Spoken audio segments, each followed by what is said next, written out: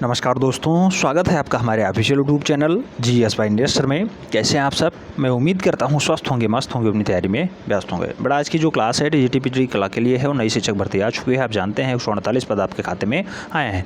तो अगर आपको 148 में फाइनली सिलेक्शन लेना है तो आपको मेहनत तो करना ही पड़ेगा। हम लोग टेस्ट पेपर दे रहे थे। टेस्ट पेपर में आज का क्रम है 74वां। आज 74वें क्रम का जो है टेस्ट पेपर हम लोग दे रहे हैं।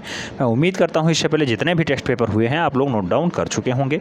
आप अपना स्वमूल्यांकन अवश्य करिएगा बेटा। सबसे ऊपर ऐसे टेस्ट पेपर लिखिएगा, इस साइड में जो है अपना प्रश्न क्रमांक लिखिएगा 1 2 3 4 इस टाइप से। यहाँ अपना उत्तर लिखिएगा, यहाँ मेरे द्वारा बताया गया उत्तर लिखिएगा, ठीक है। देन आप अपना मूल्यांकन लास्ट में करिएगा। पहले आप क्वेश्चंस देखिएगा, चारों ऑप्शंस, आपको जो लगे आंसर्स लिखिएगा, मेरे द्वारा बताया गया आंसर्स लिखिएगा।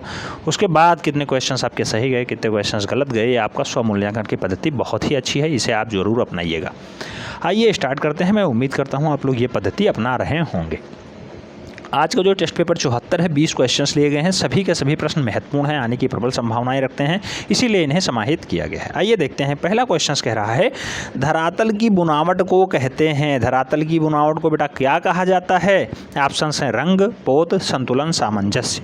तो रंग, पोत, संतुलन, सामंजस्य में से क्या कहा जाता है? तो धरातल की बुनावट को मूल रूप से पोत कहते हैं और पोत से स्पर्श ज्ञान भी होता है। क्वेश्चन ये भी पूछा गया है, याद रखना है।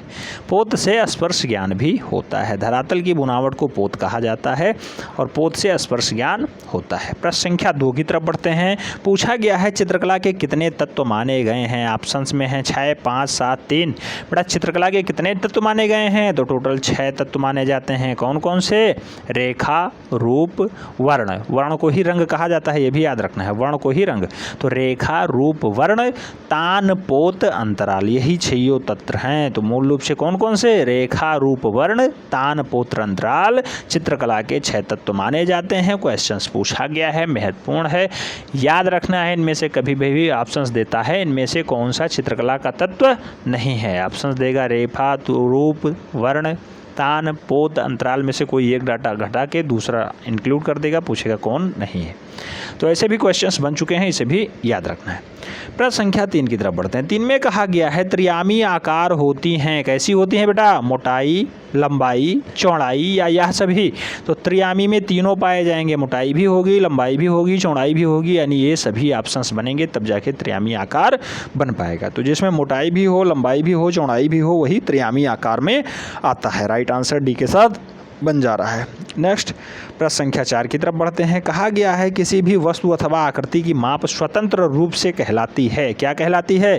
प्रमाण, आकार, अनुपात या फिर इनमें से कोई नहीं। तो किसी भी वस्तु अथवा आकृति की माप स्वतंत्र रूप से क्या कहलाती है बेटा?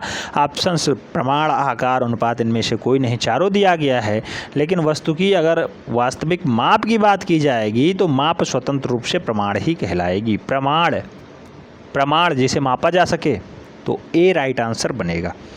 प्रश्न संख्या 5 की बात करते हैं। पूछा गया है वुडकट तकनीकी कौन सी कला के अंतर्गत आता है? बहुत महत्वपूर्ण क्वेश्चन है बेटा, स्टार लगाइएगा इस पे।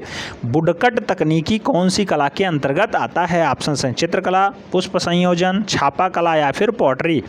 राइट आंसर किसके साथ जाएगा? तो वुडकट के लिए छापा कला आंसर बनता है। B is the right answer हो जा रहा है, B is the right answer. Next प्रश्न संख्या 6 की बात करते हैं। पूछा गया मूल रूप से बाटिक कला किस देश की कला मानी जाती है? तो बाटिक कला किस देश की कला है? जापान, थाईलैंड, इंडोनेशिया या फिर मलेशिया।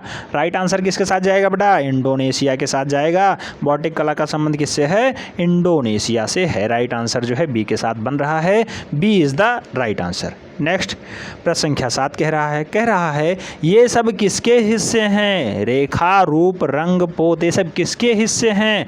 अभी जस्ट हमने देखा है रेखा, रूप, वर्ण, तान, पोत, अंतराल, ये किसके हिस्से थे? चित्रकला के हिस्से थे। लेकिन इसमें पूछा गया है कला तत्व के हिस्से हैं, कला सिद्धांत के हिस्से हैं, रस के हिस्से हैं या फिर षडांग के हिस्से हैं। तो रेखा, रूप, रंग, पोत मूल रूप से किसके हिस्से हैं?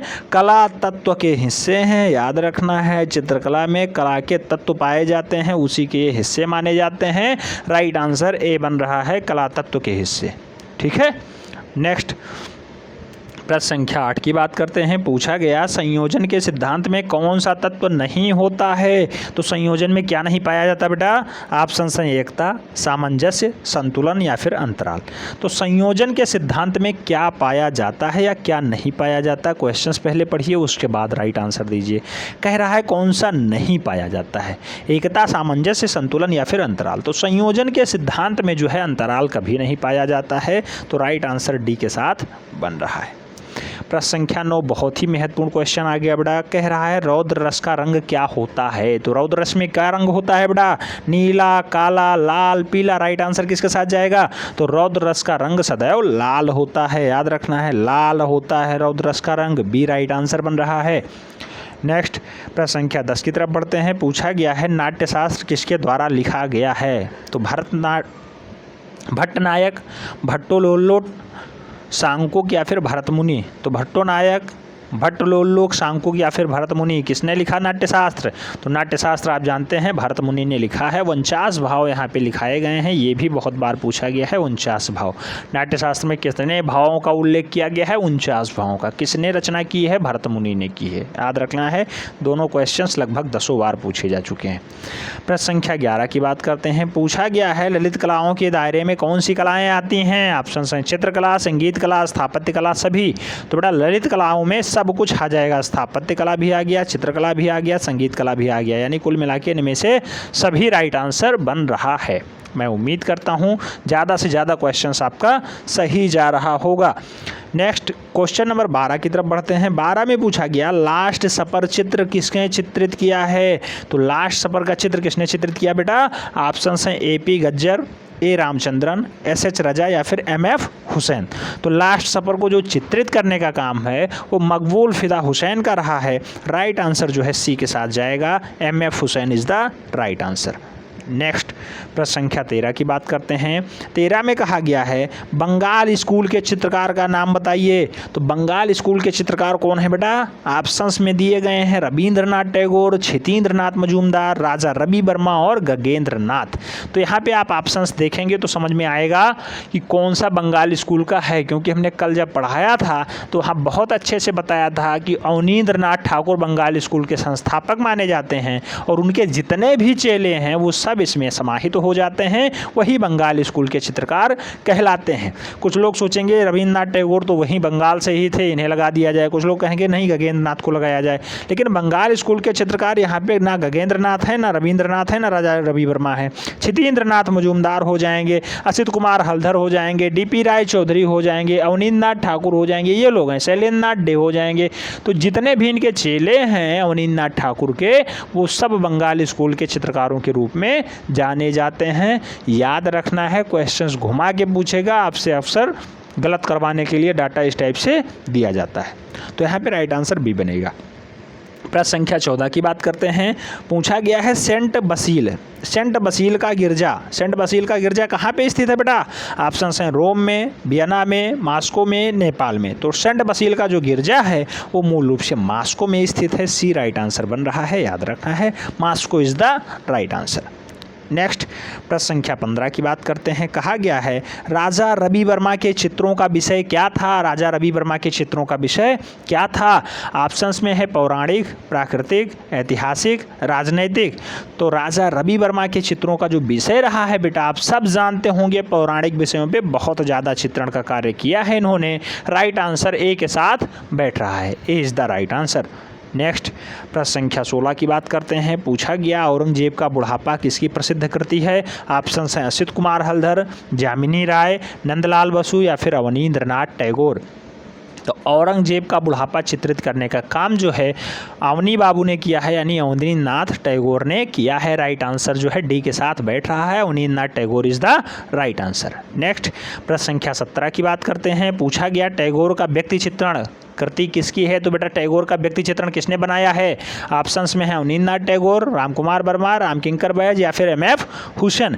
तो टैगोर का व्यक्ति चित्र किसने बनाया है बेटा? तो टैगोर का व्यक्तिगत चित्रण जो है रामकिंकर बैज साहब ने बनाया है। राइट आंसर सी के साथ बैठ रहा है। याद रखना है, बहुत सारे लोग इसे जो है ए ऑप्शंस मारते हैं अवनींद्रनाथ टैगोर, क्योंकि टैगोर का व्यक्ति चित्रण कहा जा रहा है और टैगोर एक ही व्यक्ति के नाम में जुड़ा हुआ है, इसलिए सीधे वो लोग अवनींद्रनाथ टैगोर मार देते, जो कि गलत हो जाता है।